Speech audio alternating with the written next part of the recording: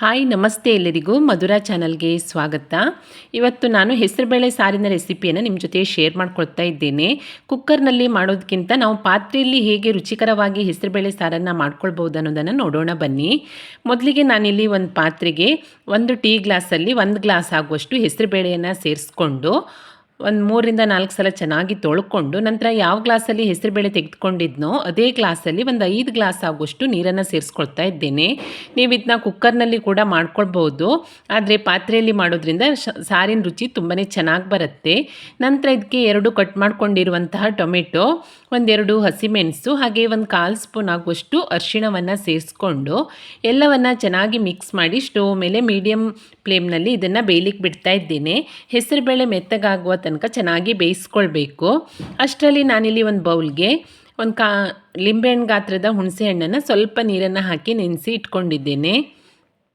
ಒಂದು 20 ನಿಮಿಷದ ನಂತರ ನೋಡಿ ಹೆಸರುಬೇಳೆ ಟೊಮೆಟೊ ಎಲ್ಲ ಚೆನ್ನಾಗಿ ಬೇಯ್ತಾ ಬಂದಿದೆ. ಒಂದು 80% ಆಗುವಷ್ಟು ಹೆಸರುಬೇಳೆ ಬೆಂದಿದೆ. ಇವಾಗ ನಾನು ಇದನ್ನು ಸ್ಪೂನ್ನಿಂದ ಸ್ವಲ್ಪ ಹೆಸರುಬೇಳೆ ಹಾಗೆ ಟೊಮೆಟೊವನ್ನೆಲ್ಲ ಈ ರೀತಿಯಾಗಿ ಮ್ಯಾಶ್ ಮಾಡ್ಕೊಳ್ತೀನಿ. ಓಪನ್ ಪಾತ್ರೆಯಲ್ಲಿ ಬೇಯಿಸಿ ಮಾಡೋದ್ರಿಂದ ಸಾರಿನ ರುಚಿ ಬೇರೆಯೇ ಆಗಿರುತ್ತೆ. ಮ್ಯಾಶ್ ಮಾಡ್ಕೊಂಡ ನಂತರ ನೋಡಿ ಸ್ವಲ್ಪ ಕರಿಬೇವಿನ ಸೊಪ್ಪು, ಚಿಕ್ಕದಾಗಿ ಹೆಚ್ಕೊಂಡಿರುವಂತಹ ಸ್ವಲ್ಪ ಕೊತ್ತಂಬರಿ ಸೊಪ್ಪು ಹಾಗೆ ಖಾರಕ್ಕೆ ತಕ್ಕಷ್ಟು ಖಾರದ ಪುಡಿ, ನಾನಿಲ್ಲಿ 1 ಸ್ಪೂನ್ ಆಗುವಷ್ಟು ಖಾರದ ಪುಡಿ, 1 ಸ್ಪೂನ್ ಆಗುವಷ್ಟು ಧನಿಯಾ ಪುಡಿ ಹಾಗೆ ನೆನೆಸಿ ಇಟ್ಕೊಂಡಿರುವಂತಹ ಹುಣಸೆ ಹಣ್ಣನ್ನು ಕಿವುಚಿಬಿಟ್ಟು ರಸವನ್ನು ಸೇರಿಸ್ಕೊಳ್ತಾ ಇದ್ದೇನೆ. ನಿಮಗೆ ಖಾರ ಜಾಸ್ತಿ ಬೇಕಿದ್ದರೂ ಸೇರಿಸ್ಕೊಳ್ಬೋದು. ನಾನಿಲ್ಲಿ ಹಸಿಮೆಣಸನ್ನು ಸೇರಿಸಿರೋದ್ರಿಂದ 1 ಸ್ಪೂನ್ ಖಾರದ ಪುಡಿಯನ್ನು ಸೇರಿಸ್ಕೊಂಡಿದ್ದೇನೆ. ನಂತರ ಸಾರಿನ ಹದಕ್ಕೆ ತಕ್ಕಷ್ಟು ನೀರನ್ನು ಸೇರಿಸ್ಕೊಳ್ಳಿ. ನಾನಿಲ್ಲಿ 2 ಗ್ಲಾಸ್ ಆಗುವಷ್ಟು ನೀರನ್ನು ಸೇರಿಸ್ಕೊಂಡು ಎಲ್ಲವನ್ನು ಚೆನ್ನಾಗಿ ಮಿಕ್ಸ್ ಮಾಡ್ಕೊಂಡಿದ್ದೇನೆ. ನಂತರ ರುಚಿಗೆ ತಕ್ಕಷ್ಟು ಉಪ್ಪನ್ನು ಸೇರಿಸ್ಕೊಂಡು ಇನ್ನೊಮ್ಮೆ ಮಿಕ್ಸ್ ಮಾಡಿಕೊಂಡು ಸಾರನ್ನು ಚೆನ್ನಾಗಿ ಕುದಿಸ್ಕೊಳ್ಬೇಕು. ಒಂದು 6-7 ನಿಮಿಷದ ನಂತರ ನೋಡಿ ಸಾರು ಚೆನ್ನಾಗಿ ಕುದಿಲಿಕ್ಕೆ ಶುರುವಾಗುತ್ತೆ. ಸಾರು ಚೆನ್ನಾಗಿ ಕುದ್ದಷ್ಟು ರುಚಿ ಚೆನ್ನಾಗಿ ಬರುತ್ತೆ.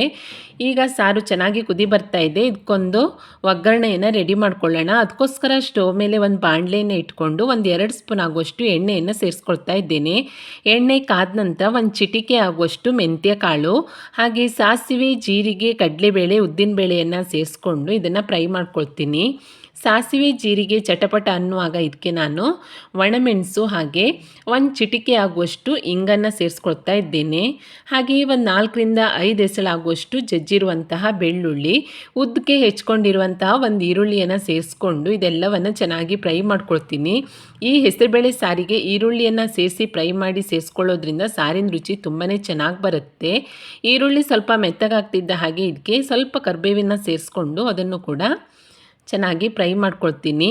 ಒಗ್ಗರಣೆ ಎಲ್ಲವೂ ಚೆನ್ನಾಗಿ ಫ್ರೈ ಆದ ನಂತರ ಇದನ್ನು ಕುದಿಯುತ್ತಿರುವಂತಹ ಹೆಸರುಬೇಳೆ ಸಾರಿಗೆ ಸೇರಿಸ್ಕೊಂಡು 1 ನಿಮಿಷದ ಕಾಲ ಕುದಿಸಿ ಸ್ಟವನ್ನು ಆಫ್ ಮಾಡಿಕೊಂಡ್ರೆ ತುಂಬಾ ರುಚಿಯಾದಂತಹ ಹೆಸರುಬೇಳೆ ಸಾರು ರೆಡಿಯಾಗುತ್ತೆ. ಬಿಸಿ ಬಿಸಿ ಅನ್ನದ ಜೊತೆ ಮುದ್ದೆ ಜೊತೆ ಎಲ್ಲ ತುಂಬಾ ಸೂಪರಾಗಿರುತ್ತೆ. ಕುಕ್ಕರ್ನಲ್ಲಿ ಮಾಡಿಕೊಂಡ್ರೆ ಕೂಡ ಬೇಗನೆ ಆಗುತ್ತೆ, ಆದರೆ ಈ ರೀತಿಯಾಗಿ ಪಾತ್ರೆಯಲ್ಲಿ ಹೆಸರುಬೇಳೆಯನ್ನು ಬೇಯಿಸಿ ಮಾಡೋದ್ರಿಂದ ಸಾರಿನ ರುಚಿ ತುಂಬಾ ಚೆನ್ನಾಗಿ ಬರುತ್ತೆ.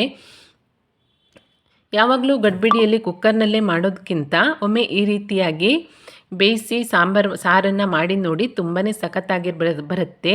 ಮುದ್ದೆ ಜೊತೆ ಇರ್ಬೋದು, ಅನ್ನದ ಜೊತೆ ಇರ್ಬೋದು, ತುಂಬಾ ಚೆನ್ನಾಗಾಗತ್ತೆ. ಇದರಲ್ಲಿ ಏನು ವಿಶೇಷ ಅಂತ ಕೇಳ್ಬೋದು ನೀವು. ಕುಕ್ಕರ್ನಲ್ಲಿ ಮಾಡೋದಕ್ಕಿಂತ ಪಾತ್ರೆಯಲ್ಲಿ ಒಮ್ಮೆ ಮಾಡಿ ನೋಡಿ, ಅದೇ ವಿಶೇಷ. ಹಾಗೆ ಈ ರೆಸಿಪಿ ನಿಮಗೆ ಇಷ್ಟ ಆದಲ್ಲಿ ಲೈಕ್ ಮಾಡಿ, ಶೇರ್ ಮಾಡಿ ಹಾಗೆ ಕಮೆಂಟ್ ಮಾಡಿ. ಹೊಸದಾಗಿ ನಮ್ಮ ಚಾನಲ್ ನೋಡ್ತಾ ಇದ್ದರೆ ಸಬ್ಸ್ಕ್ರೈಬ್ ಮಾಡ್ಕೊಳ್ಳಿ. ಸಿಗೋಣ ಮುಂದಿನ ರೆಸಿಪಿಯಲ್ಲಿ. Thank you for watching.